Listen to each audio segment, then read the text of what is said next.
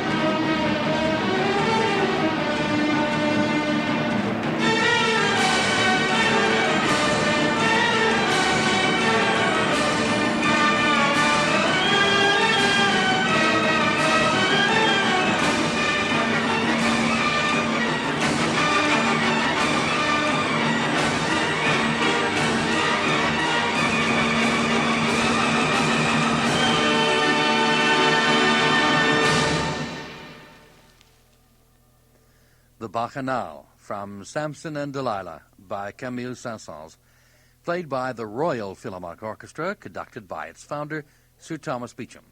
Last Friday marked the 109th birthday of Sir Thomas.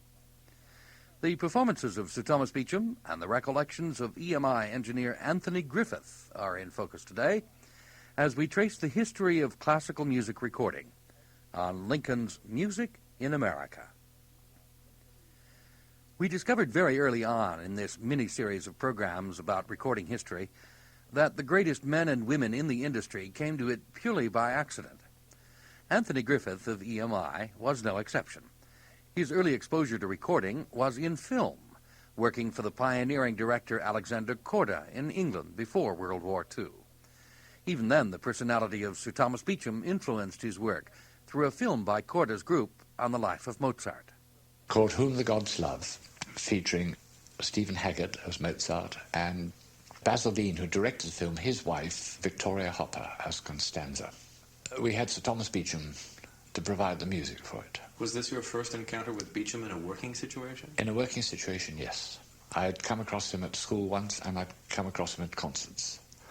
And I'd collected, up to this time, I think, every record of Beecham had recorded with the London Philharmonic Orchestra, because I was beginning to amass quite a big collection of 78s in those days. So you had that wonderful series of Mozart symphonies and Haydn symphonies with Columbia in the 30s. They're still the best.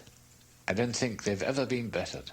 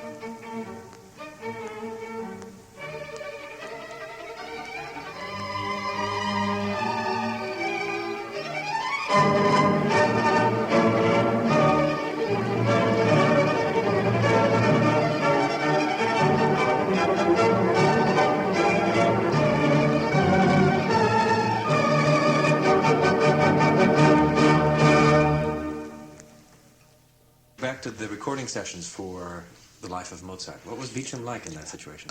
Beecham, of course, loved anything like a novelty or anything different. There were scenes, dramatized scenes from the various operas taking place, Magic Flute and things. And the director of music at the studios was a man called Ernest Irving, who was quite a respected figure. And I remember he kept coming out to Sir Thomas and saying, "Sir Thomas, this is meant to be a very disastrous and bad performance. Will you please play it badly?" Well, if that is the case, why do they ask Beecham to do the music? What was Beecham's reply? Oh, he just took it with a pinch of salt and didn't bother. He just kept on.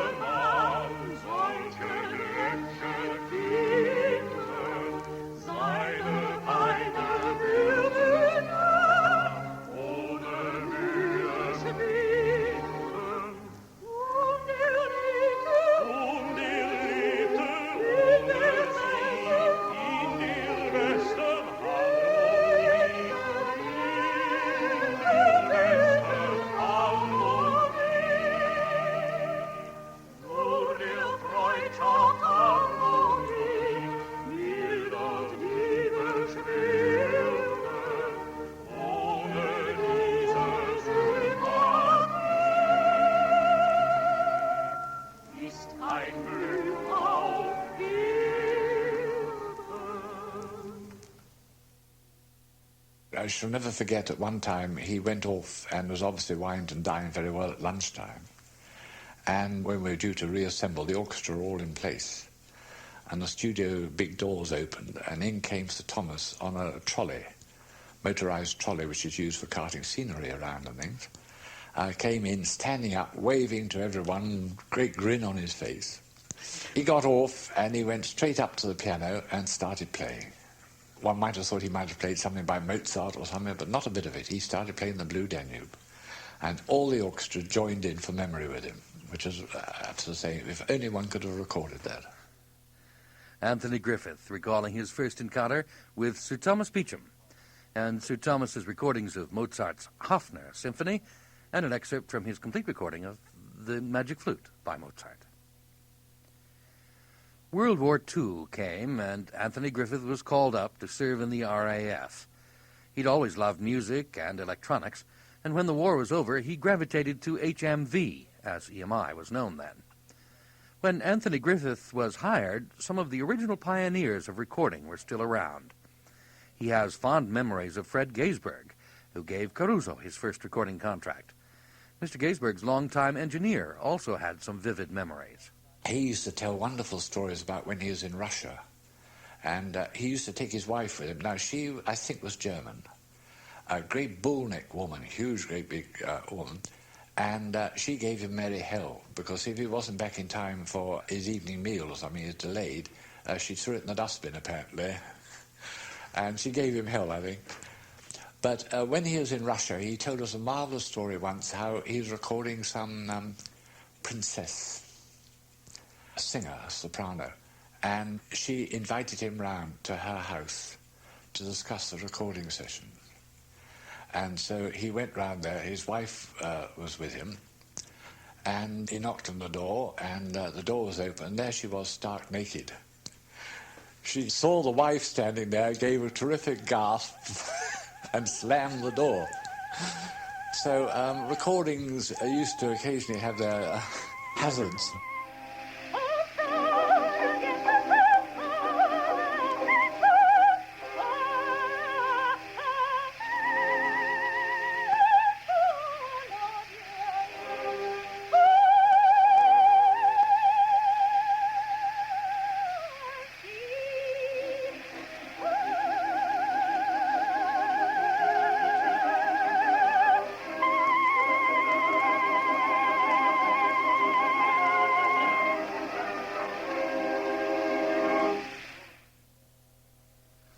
Anthony Griffith began working at EMI in the pop music division, but he soon moved over to classics. A given week in those days at the Abbey Road Studios in London would see sessions by Alfred Cortot, Arthur Schnabel, and Vladimir Horowitz. And in 1949, Anthony Griffith made his first visit to Vienna as engineer for the legendary producer Walter Legge. It was then he made the acquaintance of both Herbert von Karajan, just starting his career, and Wilhelm Furtwängler, whom he admired greatly. HMV's main recording site in Vienna was the Goldene Saal, the Golden Hall of the Musikverein. The Musikverein is, one of the most beautiful halls I know. It's like my favourite instrument, without a doubt, is a cello. And I always look upon it as a sort of cello because it's all wood and it's suspended in midair, away from the walls of the building. And therefore it's a sort of wooden entity on its own. And it's got this rather lovely wooden, warm tone to it. It's tricky as far as recording is concerned. It is very reverberant when empty. And to cut the reverberation down, you tend to have to work fairly close, as they did. I wanted to try and do some experimental work out there once, and I said to Walter Legge, I'd like to try working with the microphones further away. And he said, jolly good idea, let's do that. So we came to record Siegfried's Funeral March with Furtwängler. And so I dispensed with all the microphones near the orchestra, and I moved the microphones back, I suppose, 15 to 20 feet further into the hall. And Furtwängler arrived in the morning, and he got up onto the rostrum, lifted his baton to conduct. He said, where are the microphones? Can't see the microphones. And Walter Legge said, it's quite all right, we're going to use a more distant microphone, you see. And He said, "Oh, hopeless, you'll never get a good sound like that. Ridiculous. I'm not recording, I'm not playing a note until you put the microphones back in their normal position." So Walter Legge said, "Run out the microphones, put them up in the normal position, but don't bother to connect them up." So we put the microphones back in their normal position, another set of microphones I should say, in their normal position, and there weren't any wires connected to them at all. And Furtwängler was happy, he went ahead, and that record, curious enough, was used, I've heard it used in demonstrations in London many times after that. It came off extremely well.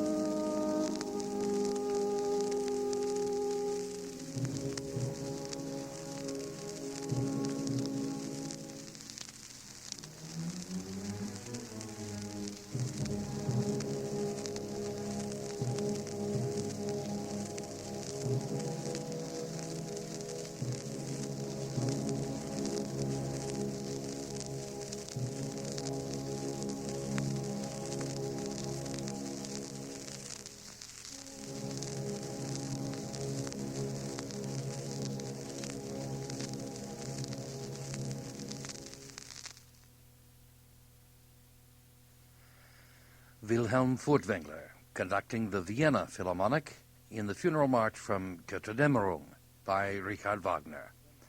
An HMV recording played there from the original 78 disc, engineered by our guest, Anthony Griffith.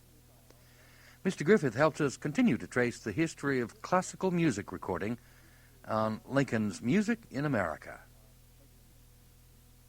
Anthony Griffith spent most of his early years as a recording engineer close to home in London. These years also saw a renewal of Sir Thomas Beecham's career and the formation of two new London orchestras. Walter Legge organized the Philharmonia, primarily as a vehicle for his favorite conductors, and Sir Thomas formed the Royal Philharmonic Orchestra. Relations were always tempestuous between Beecham and Legge, but they did work together fruitfully. Sir Thomas even conducted the very first concert of the Philharmonia Orchestra. Anthony Griffith was there. During the course of this concert, he played a Mozart divertimento, which featured 4 horns. And amongst the horns was Dennis Brain and Norman Del Mar playing second horn. And they have a very difficult part indeed. And during the concert, and they came to this passage, Beecham lowered his hands right down to almost waist high, and there was hardly a movement in the hands whatsoever. And I thought, the old devil, just when they need some help, he doesn't give it to them. Well, it so happens the next day the Philharmonia were recording, and I went up to Dennis Brain. I said, marvellous concert last night. And he said, yes, wasn't it marvellous? And I said, but the old devil, he didn't give you much help in your horn passages, did he? And he said, this is Beecham's genius. When you get a conductor in front of you, wailing his arms around, you don't have to look at him. But he knows that if he gives the minutest of movements, perhaps even with his mouth or his eyes or something like that, he just keeps his hands hardly moving at all. Our eyes are not looking at the music at all, but they're glued on him. And he gets our full attention.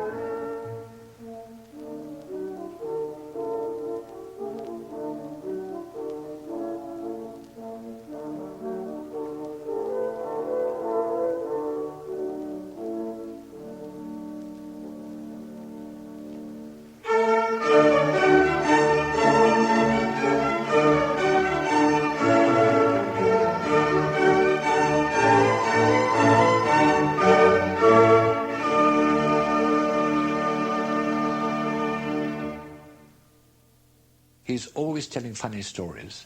It kept the orchestra amused and not fussing about the difficult passage they've got to come and worrying about whether they're going to get through it all right. And everyone is in light humour and things.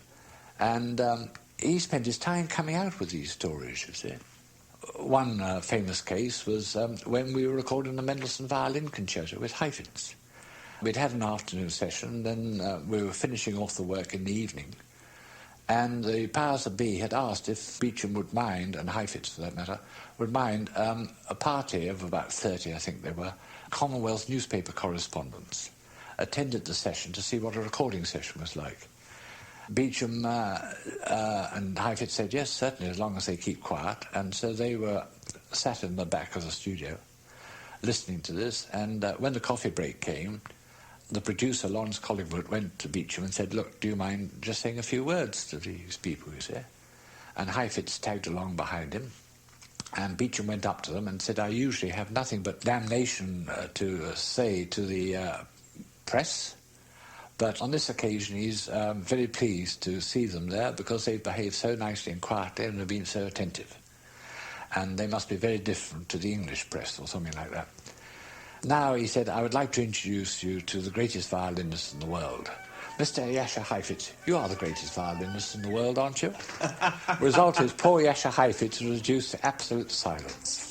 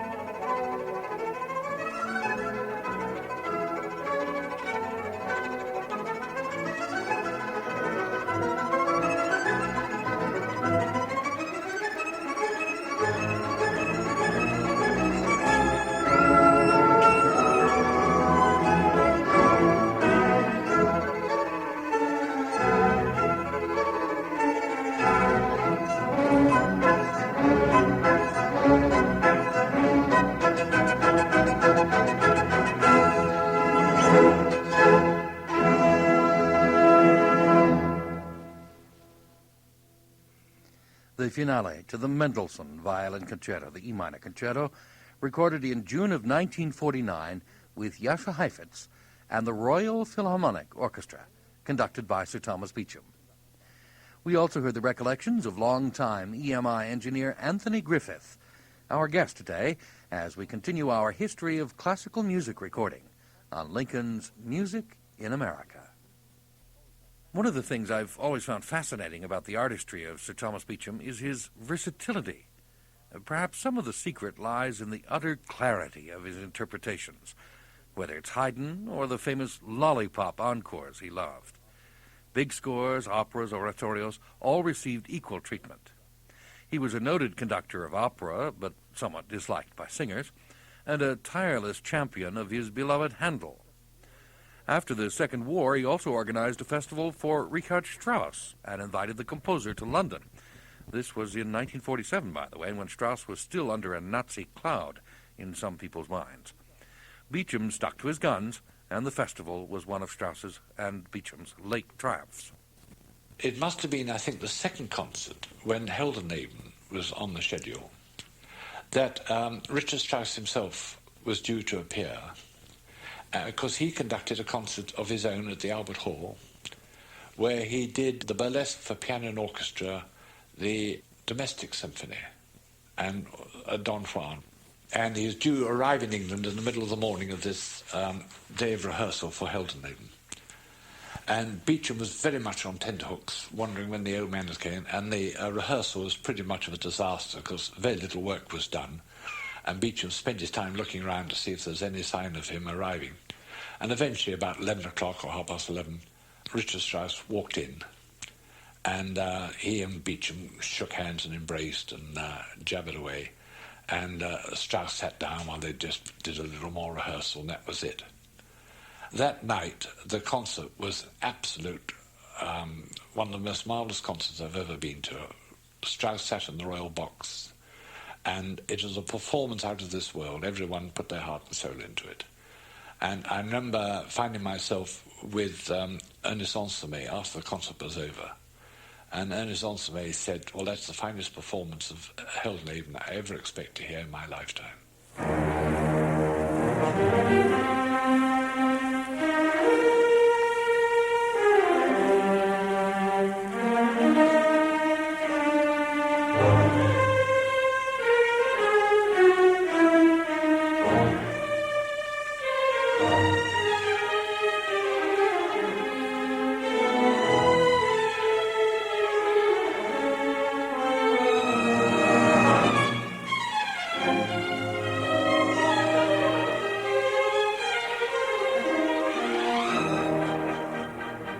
Beecham, having had this terrific success of this performance, said to HMV, we must record this. And they said, no one can ever sell Heldenleben is hopeless. We won't record it.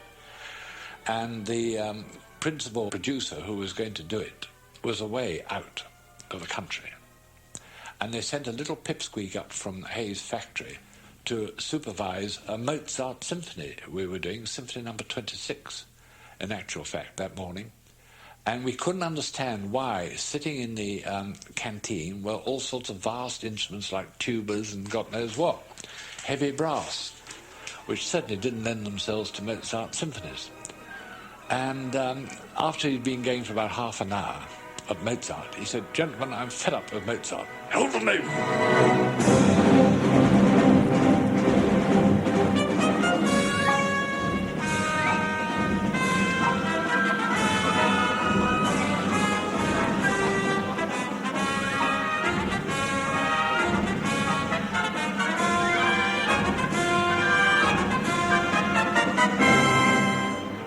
And this little producer who had come up from Hayes, who was only in his late 20s, I think, we can't do Heldenleben, not to do Heldenleben, you see. We said, well, you better go out and tell Sir Thomas. You see, so he went out to Sir Thomas, and Thomas says, quite all right, my boy, just leave it to me. I know what I'm doing. We're doing Heldenleben. And of course, it's all rehearsed and things like that. And I think we did something like 7 sides, which is a terrific. The average number of sides in a 3-hour session was normally about 3. And I think we did, in a 2 sessions, we did about 7 sides. And the company was presented with a fait accompli. And of course, that set is one of the glories of the gramophone.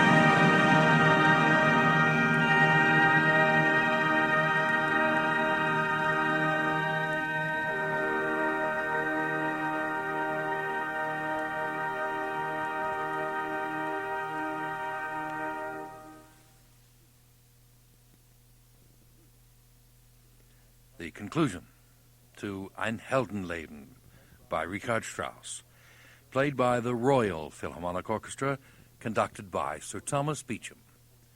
That recording, made in 1947, was engineered by our guest, Anthony Griffith. Today we continue our periodic survey of the history of classical music recording with conversation and music from great artists of the past. A recurring theme in these programs has been an inevitable comparison with the artists of an earlier generation to the artists of today. It is fashionable and perhaps a bit facile to say that those were the good old days, especially when you discover that musicians of every generation, dating back to the Middle Ages, have said the same thing about their predecessors. However, it's fairly obvious that something does indeed shine brightly in the work of Sir Thomas Beecham that is in very short supply today, and that is, for lack of a better word, personality.